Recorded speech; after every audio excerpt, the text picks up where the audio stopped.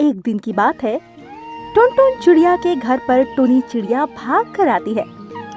उसे इस तरह देखकर टुनटुन चिड़िया ने उससे कहा, अरे क्या हुआ बहन, तुम इतनी घबराई क्यों हो? बात ही ऐसी हो गई है, पता है राजा ने एक प्रतियोगिता का ऐलान किया है जिसमें सभी को नया घोंसला बनाना है और जिसका घोंसला मजबूत और सुंदर होगा उसे बहुत बड़ा इनाम मिलेगा। क्या तुम सच कह रही हो? मुझे तो इस प्रतियोगिता के बारे में पता ही नहीं था। इसके बाद वो सभी पंछी एक जगह पर इकट्ठा होते हैं और प्रतियोगिता के बारे में बात करने लगते हैं। सभी इस प्रतियोगिता को जीतना चाहते थे।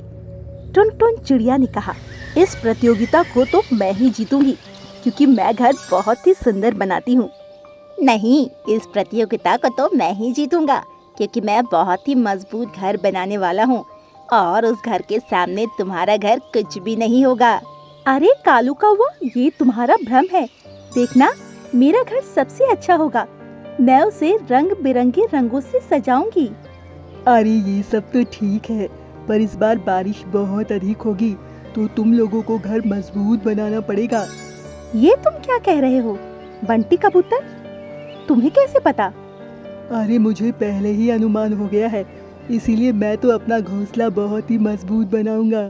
और ये कहकर वो सभी अपनी अपनी घोंसला बनाने के लिए सामान इकट्ठा करने लगते हैं। वहीं दूसरी तरफ आसमान में बादल अपने परिवार के साथ खेल रहा था। बादल की पत्नी ने उससे कहा, अजय इस बार बारिश नहीं करनी क्या? आप तो पानी लेने गए ही नहीं। अरे मैं तो भूल ही गया। चलो कोई बात नहीं, अब हम लोग चलते हैं। पर हम अपने बेटे को कहाँ रखेंगे क्योंकि ये अभी बहुत छोटा है। तुम चिंता मत करो, इसे हम पहाड़ी वाले पेड़ पर रख देंगे। वैसे भी वहाँ पर कोई आता जाता नहीं है। ठीक है तो फिर चलो। इसके बाद वो लोग अपने बेटे बबलू बादल को उसी पेड़ पर रख देते हैं और उससे कहते हैं, बेटा हम लोग 3-4 दिन में आ जाएंगे, तब तक तुम यहीं रहना, ठीक है? इसके बाद वो दोनों बादल वहाँ से चले गए। अभी वो लोग आराम से जा रहे थे, तभी उन्हें पंछियों का झुंड मिलता है और टुनी चिड़िया ने बादल से कहा, अरे आप लोग कहाँ जा रहे हैं? अरे हम पानी भरने जा रहे हैं क्योंकि बारिश का मौसम आने वाला है। वैसे भी सारे बादल पहले ही पानी भरने जा चुके हैं। इस बार हम ही थोड़ा लेट हो गए। सभी बादल इस बार पानी भरने चले गए हैं और वो लोग आते ही होंगे, तो इस बार बारिश सही ही होगी। पर आप इस बार बारिश थोड़ा लेट करना क्योंकि हम लोग घोंसला बना रहे हैं। ये तो हमारे हाथ में नहीं है, पर हाँ हम लोगों को 4-5 दिन लगेंगे। तब तक तुम लोग अपना घोंसला बना लेना।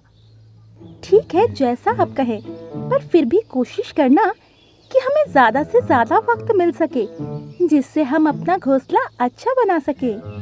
इसके बाद बादल वहाँ से चले गए।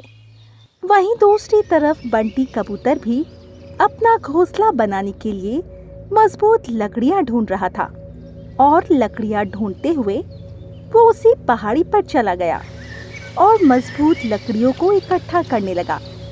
तभी उसे एक पेड़ पर बादल दिखाई दिया। बादल को देखकर उसके मन में एक योजना आई और उसने अपने आप से कहा, क्यों ना मैं इस बादल के बच्चों को अगवा कर लूं, जिससे बादलों को पंछियों पर शक होगा और वो बहुत तेज तेज बारिश करेंगे जिससे उनका घोंसला टूट जाएगा। और ये सोचकर उसने बादल के बच्चे से कहा, अरे बेटा तुम यहाँ पर क्यों बैठे हो? मुझे यहाँ पर मेरे पापा छोड़ गए हैं। अच्छा, मुझे तुम्हारे पापा ने ही तुम्हें लेने के लिए भेजा है। चलो तुम मेरे साथ चलो। क्या तुम सच कह रहे हो? पर पापा ने तो कहा था कि वो 3-4 दिन बाद लौटेंगे। हाँ, पर उन्होंने मुझे कहा है कि मैं तुम्हारी देखभाल करूँ, इसीलिए तुम मेरे साथ चलो। बंटी कबूतर की बात सुनकर बबलू बादल उसके साथ चला जाता है। बंटी कबूतर उसे अपने पुराने घर में ले आता है और घर के अंदर जाने के लिए कहता है। जैसे ही बबलू बादल घर के अंदर गया, वो दरवाजा बाहर से बंद कर देता है। ये देखकर बबलू बादल बहुत चिल्लाता है, पर वो दरवाजा ही नहीं खोलता है। इस पर बबलू बादल ने बंटी कबूतर से कहा, ये तुम अच्छा नहीं कर रहे हो। यदि मेरे पिता को पता लग गया तो वो तुम्हें अच्छा सबक सिखाएंगे। मुझे पता है, पर वो मुझे सबक नहीं सिखाएंगे बल्कि उन पंछियों को सिखाएंगे। ये सब मेरी योजना है। अब तुम कुछ दिन यहीं रुको जब तक मेरा काम पूरा नहीं हो जाता। मैं तुम्हें नहीं छोड़ूंगा, मुझे एक बार यहाँ से निकालो वरना बहुत बुरा होगा। तुम मुझे इस तरह बांध कर नहीं रख सकते हो। तुम्हारे चिल्लाने का कोई फायदा नहीं है क्योंकि यहाँ पर कोई नहीं रहता है, इसीलिए चुपचाप यहीं बने रहो। इसके बाद बंटी कबूतर वहाँ से चला जाता है और अपना घर बनाने लगता है। 2 दिन में उसका घर पूरी तरह तैयार हो जाता है। वहीं दूसरे पंछी भी अपना घर बनाने में लगे हुए थे। घर बन जाने के बाद उसने अपने आप से कहा, चलो मैं दूसरे पंछियों के घर देख कर आता हूँ। वैसे भी मेरा घर सबसे मजबूत है, फिर भी मुझे देख लेना चाहिए उन्होंने कैसा बनाया है। और ये कहकर वो पंछियों के पास जाता है तो देखता है टुनी चिड़िया ने बहुत ही अच्छा घर बनाया था। ये देखकर बंटी कबूतर को जलन होती है और उसने उससे कहा, अरे घर तो तुम्हारा भी बहुत ही अच्छा बना हुआ है। हाँ, और देखना इस बार प्रतियोगिता मैं ही जीतूंगी। हाँ हाँ, वो तो पता लग जाएगा। इसके बाद बंटी कबूतर वहाँ से चला जाता है और अपने आप से कहता है, अब मुझे बादलों के पास जाना चाहिए। इसके बाद वो बादलों को ढूंढने के लिए निकल जाता है। तभी रास्ते में उसे बादल मिल जाते हैं और वो बादलों से कहता है, अरे आपके जाने के बाद आपके बेटे को पंछियों ने अगवा कर लिया है। ये तुम क्या कह रहे हो? मैं उन्हें नहीं छोड़ूंगा। और ये कहकर बादल और उसकी पत्नी को बहुत गुस्सा आता है और वो जंगल में आकर बहुत तेज बारिश करने लगते हैं, जिससे सभी पक्षी बहुत ज्यादा परेशान हो जाते हैं। उन्हें तो समझ में ही नहीं आ रहा था कि बादलों को क्या हो गया है, वो इस तरह गुस्से में क्यों है। पर तभी अचानक वहाँ पर बबलू बादल आ जाता है और वो अपने पिता से कहता है, अरे पिताजी ऐसा मत कीजिए, इसमें इन पंछियों की गलती नहीं है, ये सब तो बंटी कबूतर का किया हुआ है, उसी ने मुझे अगवा किया था। ये सुनकर बादल शांत हो जाते हैं और अपने बेटे से कहते हैं, ये तुम क्या कह रहे हो? मुझसे तो बंटी कबूतर ने कहा कि तुम्हें पंछियों ने अगवा कर लिया है। नहीं पिताजी, मुझे बंटी कबूतर ने ही बंदी बनाया था। वो प्रतियोगिता जीतना चाहता था, इसीलिए उसने ऐसा कुछ किया। ये सुनकर बादल को बहुत तेज गुस्सा आता है और वो बंटी कबूतर के घर को बिगाड़ देते हैं। इसके बाद वो लोग पंछियों के घोंसले को पहले जैसा कर देते हैं और उनसे माफी मांगते हैं। हमें माफ कर दो, हमें नहीं पता था ये सब बंटी कबूतर का किया हुआ है। कोई बात नहीं, हमें खुशी है, आपने हमारे घोंसले को पहले जैसा कर दिया। इसके बाद राजा ने प्रतियोगिता शुरू की तो उसमें टुनी चिड़िया का घोंसला जीत जाता है और टुनी चिड़िया को बहुत ही अच्छा इनाम मिलता है, जिससे वो बहुत खुश होती है। और अब जंगल के सभी पंछी खुश थे क्योंकि बारिश के मौसम में वो लोग खूब आनंद ले रहे थे और उनके घोंसले भी काफी ज्यादा मजबूत थे, जिस वजह से उन्हें बारिश से ज्यादा फर्क नहीं पड़ रहा था। वहीं बंटी कबूतर अब बारिश में बैठा भीग रहा था क्योंकि उसने जो किया था उसे उसके किए की सजा मिल गई थी। तो दोस्तों, हमें इस कहानी से यही सीख मिलती है, जैसा जो करता है उसे वैसा ही फल मिलता है। घमंडी चांद और सूरज। एक बार आसमान में चांद और सूरज एक साथ बैठे हुए थे। तभी चांद ने कहा, मैं बहुत ही चमकदार और शीतल प्रदान करने वाला हूँ। मेरे जैसा इस दुनिया में कोई नहीं है। नहीं, तुमसे आगे मैं हूँ क्योंकि मैं रोशनी के साथ गर्मी भी देता हूँ। नहीं, तुम इतने ज्यादा शक्तिशाली नहीं हो, मैं तुमसे ज्यादा शक्तिशाली हूँ। यदि मैं ना निकलूं तो रात में चांदनी ना होगी। तुमने बिल्कुल ठीक कहा, पर यदि मैं ना निकलूं तो दिन में भी रात बनी रहेगी। हाँ मुझे पता है, पर अगर मैं ना निकलूं तो तुम पूरे दिन निकलते रहोगे और फिर कभी रात नहीं होगी।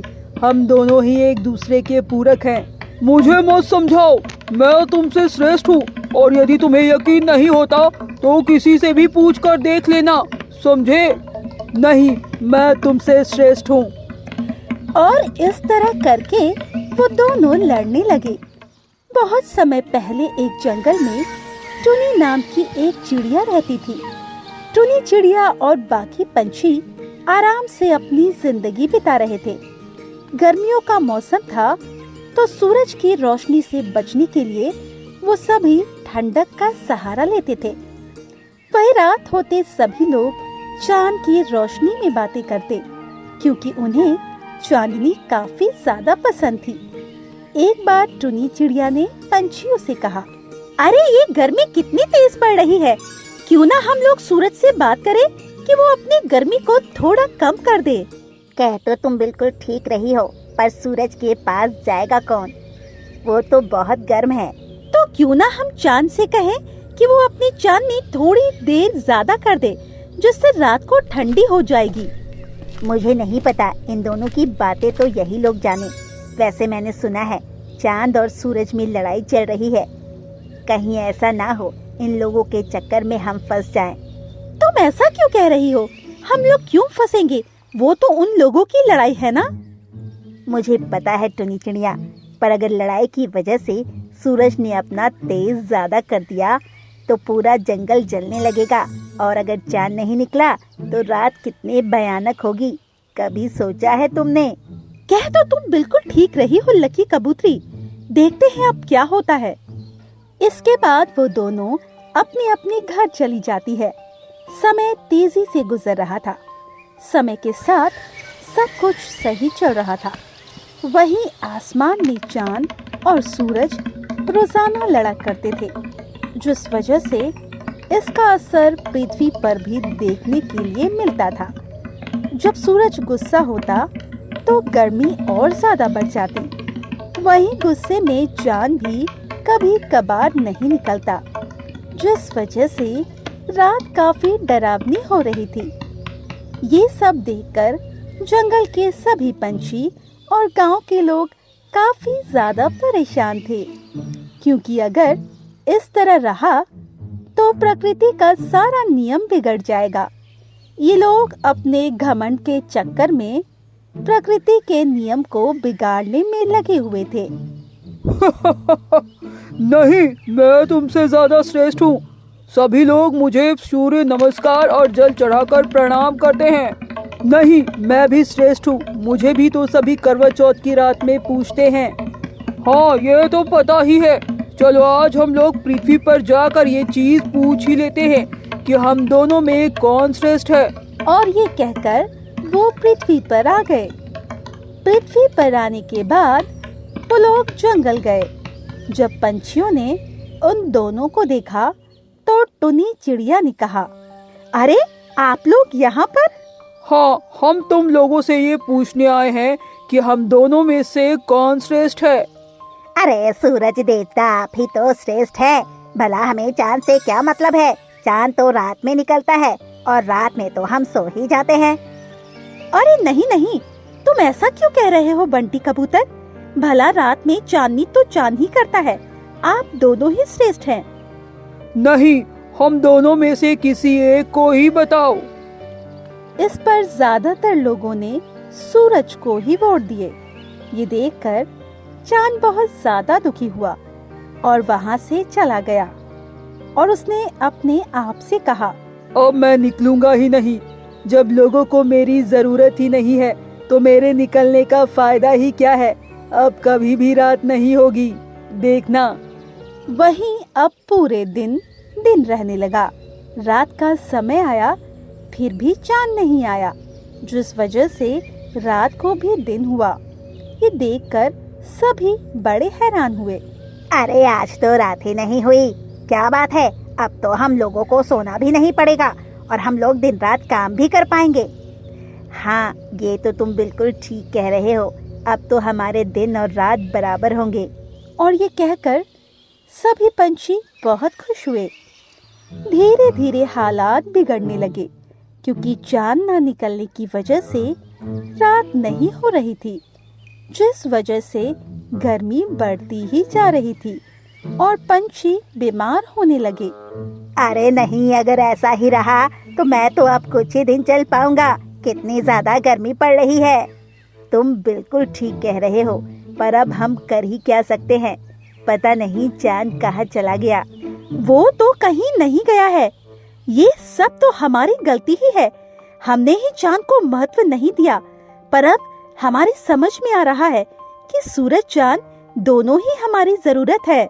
दूसरी तरफ सूरज भी दिन रात निकल निकल कर थक चुका था, क्योंकि वैसे तो वो सिर्फ दिन में निकला करता था, रात में आराम करता था, पर अब उसे दिन रात निकलना पड़ रहा था, जिस वजह से वो भी काफी परेशान था। अरे नहीं, अब मैं क्या करूं? ये चांद कहाँ है? अगर ये नहीं निकला तो मैं बहुत जल्दी बूढ़ा हो जाऊंगा। मुझे अभी बूढ़ा नहीं होना है, और वैसे भी अब तो मैं काफी थक गया हूँ। पूरे 5 दिन हो गए हैं, दिन रात निकलते निकलते। गर्मी की वजह से जंगल के पेड़ पौधे जलने लगे। ये देखकर पंछी बहुत ज्यादा परेशान हुए और जंगल छोड़ने के लिए मजबूर होने लगे। अरे भागो भागो, अगर भागे नहीं तो मर जाओगे, क्योंकि जंगल जल रहा है। अब हमें कुछ न कुछ करना पड़ेगा। चलो हम सभी चांद को बुलाते हैं। पर हम सभी चांद को बुलाएंगे कैसे? पता नहीं वो कहाँ चला गया। अरे चिंता क्यों कर रहे हो? अगर हम लोग सच्चे मन से बुलाएंगे तो वो जरूर आएगा।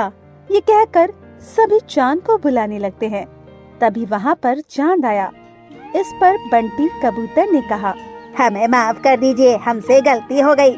हमने आपको महत्व नहीं दिया, बल्कि अब हमें समझ आया है कि रात में चांद निकलना जरूरी है। अगर चांद नहीं निकलेगा तो हमारा जीवन नर्क बन जाएगा। हाँ, चांद ये बिल्कुल ठीक कह रहा है। आप फिर से निकलने लगो। तभी वहाँ पर सूरज भी आ जाता है और उसने चांद से कहा, मुझे माफ कर दो चांद, मुझसे गलती हो गई। मुझे पता लग गया कि कोई भी श्रेष्ठ नहीं है, हम दोनों ही बराबर हैं। आज से तुम अपनी जगह वापस ले लो, क्योंकि मैं थक चुका हूँ दिन रात निकलते निकलते। हाँ सूरज बिल्कुल ठीक कह रहा है। इससे प्रकृति का नियम भी बिगड़ रहा है। तो हम चाहते हैं आप पहले की तरह निकलने लगे, जिससे हम लोगों को शीतलता मिले। ठीक है, यदि तुम लोग चाहते हो तो मैं पहले की तरह निकलने लगता हूँ।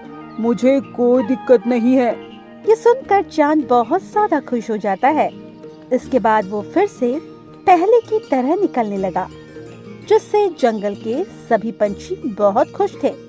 वहीं अब चांद और सूरज भी खुश थे, क्योंकि उन्हें पता लग गया कोई भी श्रेष्ठ नहीं है, सभी बराबर हैं।